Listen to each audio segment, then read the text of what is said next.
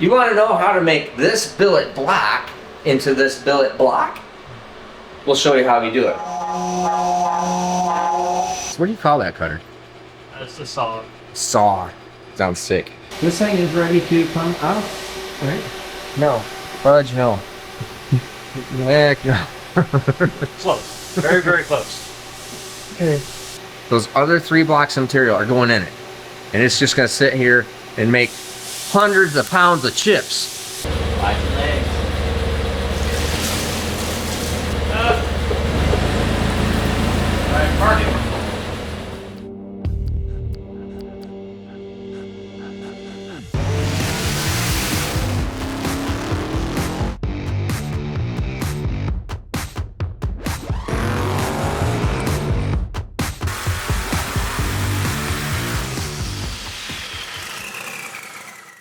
Alright, gonna show you a lot of stuff in this video. It's super cool if you guys are really into machining, what it takes to make a 5,000 horsepower billet block. That's water jacketed, endurance, drives all over the country, wins events, sets records. Pretty cool.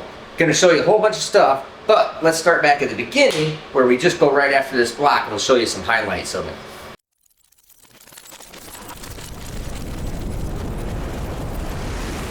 Come in.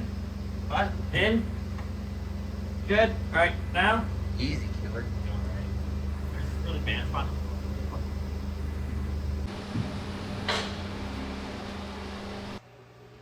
Alrighty, there is one of our facing mills, the block, in there on the drawer devices and our fixture plate. So this is the first ever turning on of machine to start anything with a block.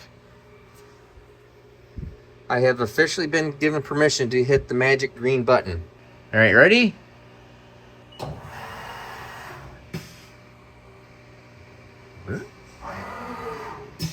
Oh, buddy.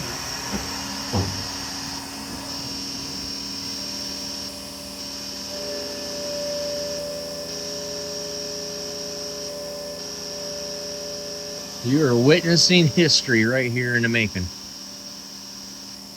This is a lot of stuff going on here to get to this whole point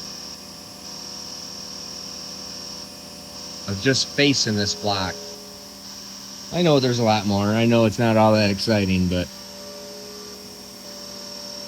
to me it is.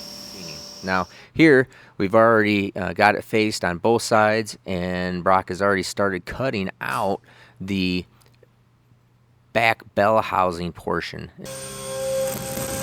Dang! They're cutting 200 at a time, looks like. Should feel like hitting the windows with the chips. I'll blast all the paint off it.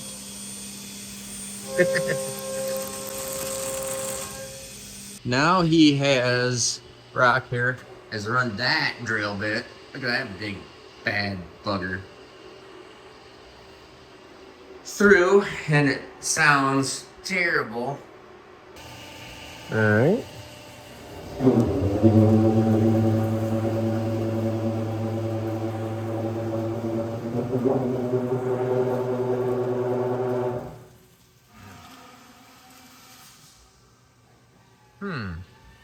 Wonder what that was. That thing bores a hole like nobody's effing business. There's a problem. That there's a problem, son. That material's not supposed to be welded to the tool. Alrighty, and now you have the finished roughing piece. So this is going to heat treat. You can see the very thick, super thick material here. You can see the bores aren't all gone all the way through. Don't need to put a head bolt pattern in it. Don't need to do any of that kind of stuff, which is going to allow us to now send this off to heat treat. That is 530 pounds of chips. That is astronomical. Huh. That's amazing. The first block back from heat treat.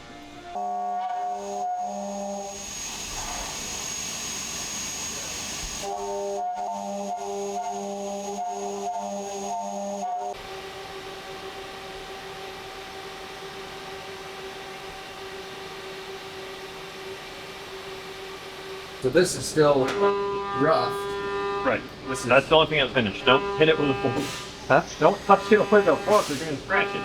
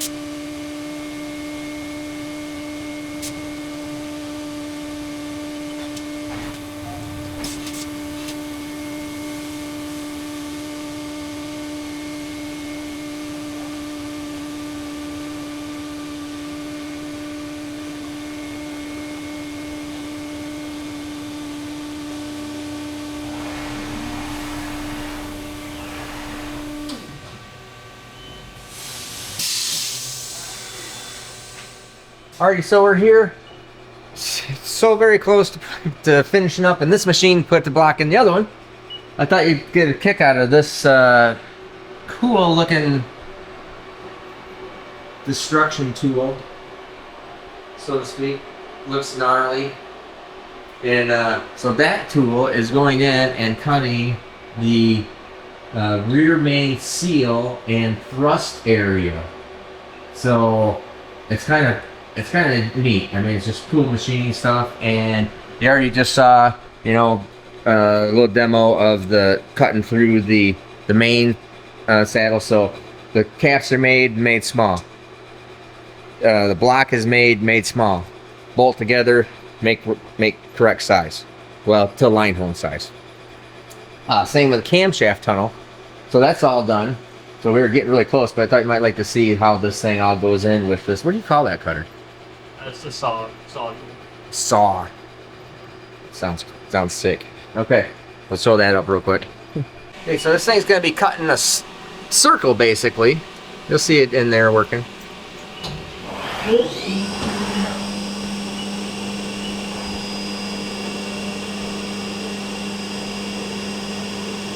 Oh, it's actually cutting. It looks like it's cutting thrust side right now, right?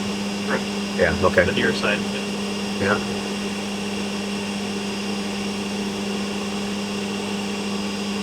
Just making little circles. Of course, you have to turn the coolant on after it starts cutting. Is it gonna cut on this? Yeah. It'll start cutting here at some point in time. Yeah, there we go. Go ahead.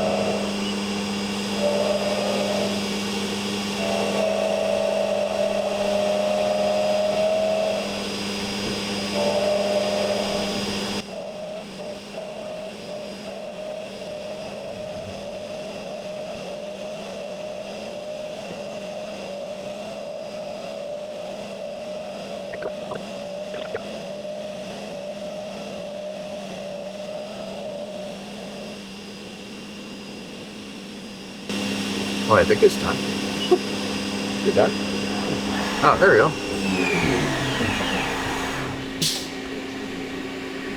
Alrighty. Alright. Alright, so let's cut that back face of the thrust area. And then, so there's no mess going in with the different tool of the camper. So it's not chamfered yet, so you see that there's chamfer on the block side, no chamfer at all on the cap side. And it'll all blend in and look correct. So we'll take a look at it as soon as it's all done. So this is that chamfer tool.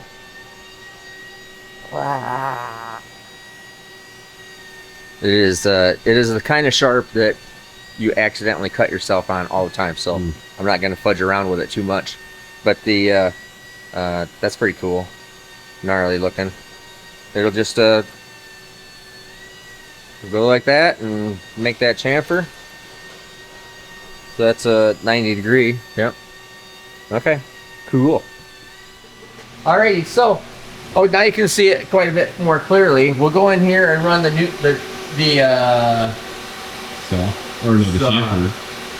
chamfer. It reminds me of something. I don't know. Well, it don't matter. So we're gonna go in and we'll see that cut real quick. It's actually all done, but we'll show you exactly how I did it. So it must have gone, and you must have plunged it in, put it on the inside, and then cut the other side of it, right? Yep. Oh yeah. Because both sides are chamfered. Yeah. So you already cut it, so you can run it without coolant, so you can kind of see how that all works. Because the tool is pretty cool. Let me grab this real quick. 3, 2, 1.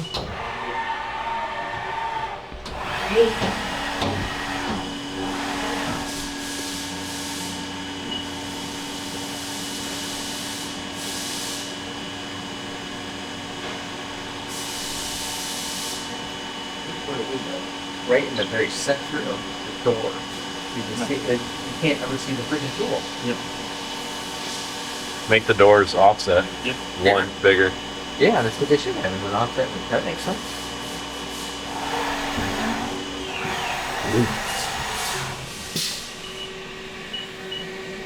Scary retracting tools.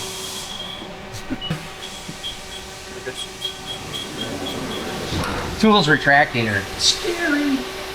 But alright, so this thing is ready to come out, right? No. Fudge, no. Heck no. Close.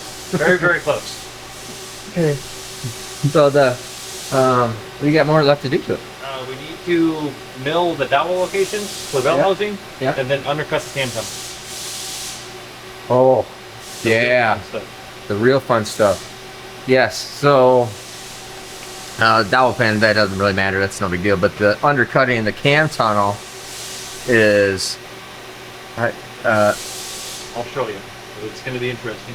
yeah, because you got a tool that's out to diameter, so you just have to run the tool in, offset, and then just did the tool. oh really? Oh, that makes sense. So it's going to go into the cam tunnel, because they need clearance for the cam tunnel for the cam bearings. Otherwise, you're pushing the cam bearings all the way through the same size journal, which is really hard to do and not very practical. And also, we need that clearance. What else do we need that clearance for? That's about it. Nothing really, but I need that clearance so it makes cam bearings and everything better. And we're trying to keep that actual dimension minimum, so it leaves us more material at the bottom of the sleeve. It's a whole long story. I'll show you when it comes out of the machine. So anyway, so it's going to go inside the cam tunnel, you know, like freaking this far or whatever, and it's going to have to be circle interpolating. The tool is, you get the idea, it's sitting there like this, and the tool is cutting inside. So just like it did on that tool, except it's basically going to do it inside a tunnel. So that'll be pretty neat. So we're going to do that. Dowel pin holes, which is nothing. That's it. We're going to put the crank in it next and check thrust. Make sure that's all good. Reset thrust clearances. All right, you have to throw a bearing in it, because if it's 3,000 small, it's going to be hard to, not going to be able to bolt it out. Yeah, we're just going to print the top. Verify. Okay. It's not completely wrong. Yep.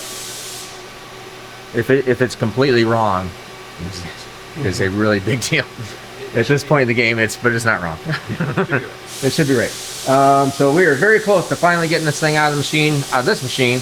Once this thing comes out of this machine, those other 3 blocks of material are going in it. And it's just going to sit here and make hundreds of pounds of chips. Hundreds of pounds of chips. Yeah, Brock's freaking out.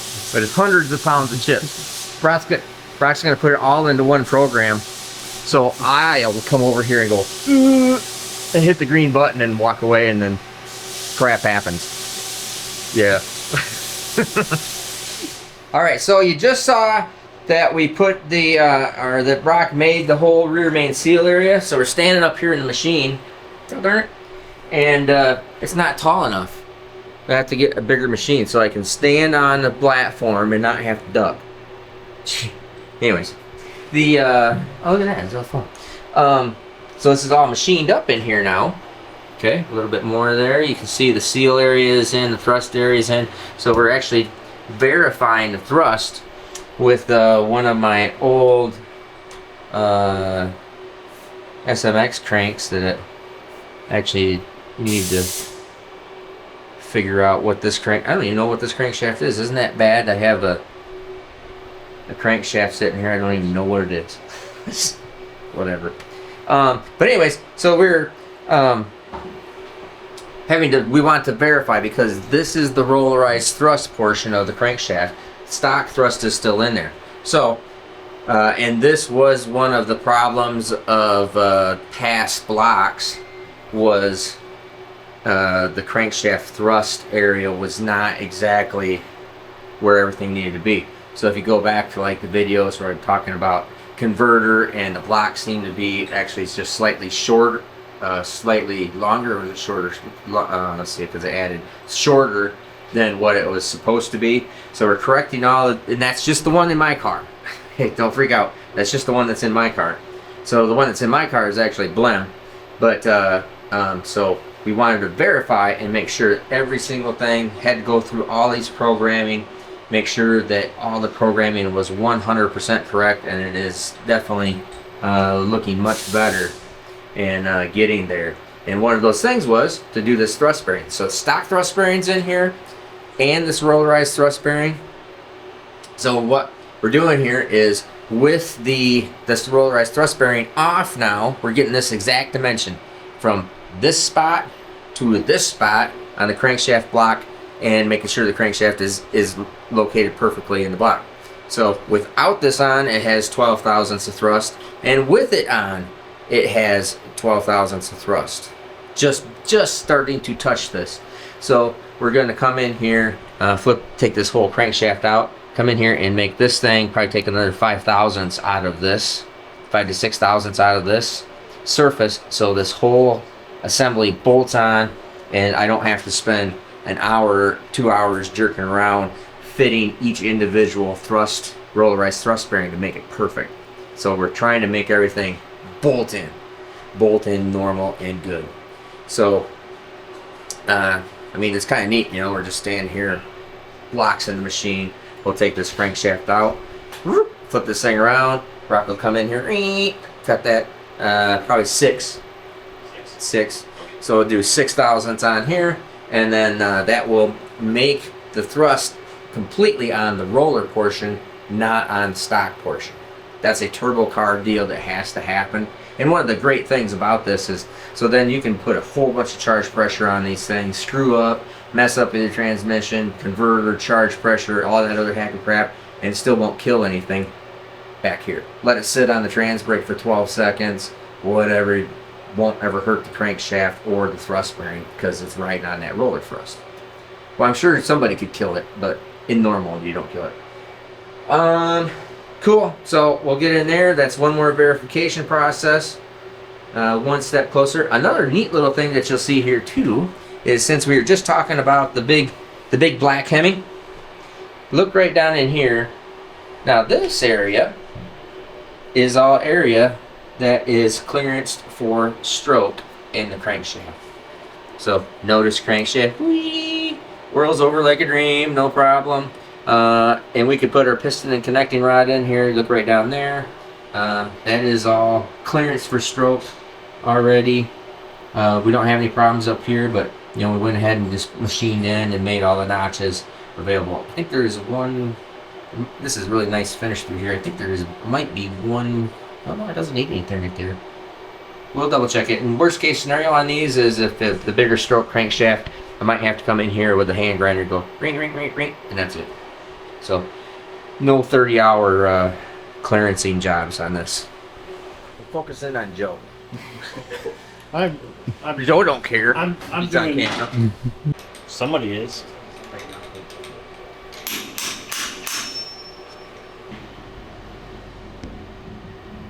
You can surveillance. You can hand it to me. Yeah. Careful, slippery. That would suck to slip and fall with this thing in your knee. You just love showing people how strong you are, huh? This one doesn't weigh 100 pounds, I promise.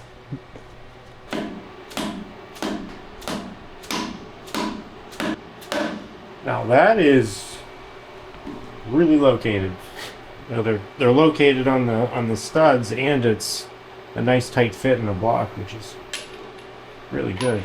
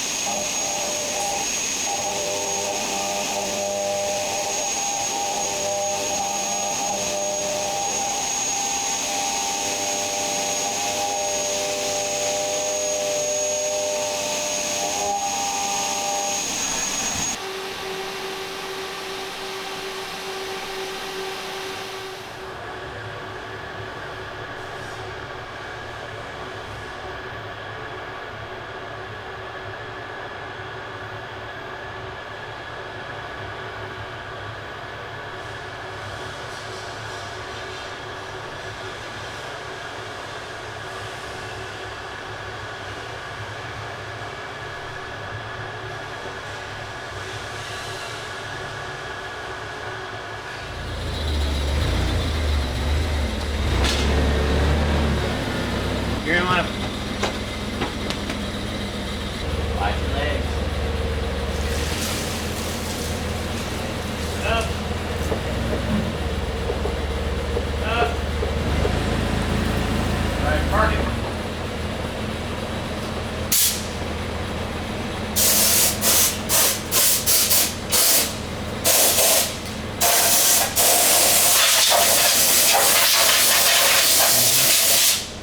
All right, now you've seen how we done everything. The block's sitting up here. Now this block is going to go into the big centroid after we do a final line hone and final line hone on the cam tunnel. So the cam tunnel and main tunnel are perfect. They're in line and square with each other, square of the world. So now we'll put it over in the centroid machine, because that machine is only indicates off of the crankshaft, camshaft, and everything is rotating, and we don't have to do any 5-axis work over there per se, but will be very good to do final bores, headbolt holes, lifter locations, and actually I think that's it. Basically just finishes off the top stuff that would want to be perfect off of the camshaft, crankshaft center line. So that's why it's going to go over there. Now, just to keep you guys in mind, everybody asks how many hours you have in this thing. This is ironic because today, the very first video we put out on this thing was almost exactly 2 months to 1 day. 1 day away from being 2 months to get it to this spot, from getting this block of material to this block. What we're doing is, this is not as easy as you think. Even though this has been made before, we're making it now. We have to wrap our heads around it. We have to make sure that everything's all good to go. Now this block is in the machine because it's going to be starting to get cut. Because every program, every hole, everything has to be quantified, make sure that it is in the right spot, that it is getting machined correctly, that we're not going to screw something up. It just takes a lot to go through this whole thing. And it's still not done. This is the first one that we have been making. Okay? After we make this one, we're hoping to make this much quicker.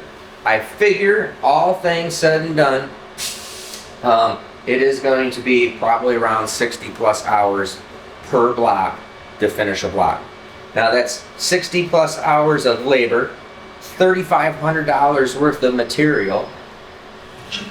These main studs right here cost me $82 a piece. The head studs cost me over $45 a piece. There is approximately, and the sleeves cost me $200 a piece. Okay, so that's 16, 15, there is roughly, all things said and done with material, studs, caps that we make here, sleeves, head studs, a finished assembled block I have well into. This does not include the labor. This is just material costs, well over $7,000 in material. Just material. Okay? So then you got to figure out where you're going to pay for 60 hours worth of labor plus, and machines and all this other stuff. So that is why these things are expensive. That's why they're worth it. You can't cast something like this. No, you can't. There is not the technology yet to cast something like this. So anyways, I'm getting really excited. I keep saying that, but it is getting closer and closer, and we're going to be at least cutting on block number 2. So that's cool. And as we're finishing up the final processes on block number 1, and we'll serial number it in here somewhere. Maybe we'll have to do it SME1, or I don't know. I'll figure out some kind of good number for the first one that we built here. We've been making the heads already, but the first one that we built. But just give you guys all sorts of good information. Remember, like, subscribe. Make sure you didn't get unsubscribed. I find that out all the time. Leave comments. I want to see your comments. Help rise up the algorithm and helps get this up. And share it. Share it to everybody you see. Say, hey man, check this out. It's really cool. I appreciate all of you. I'm Steve Morris. Have a great day.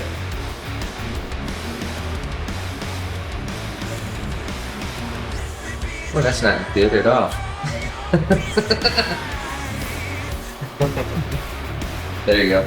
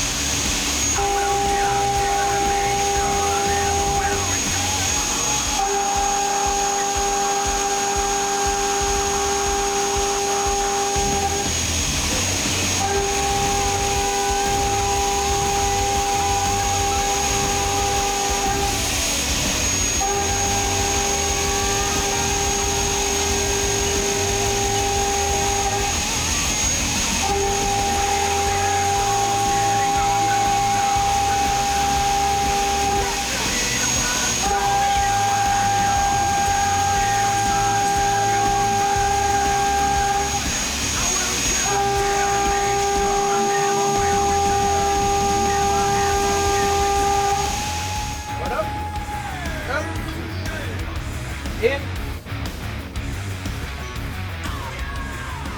Down.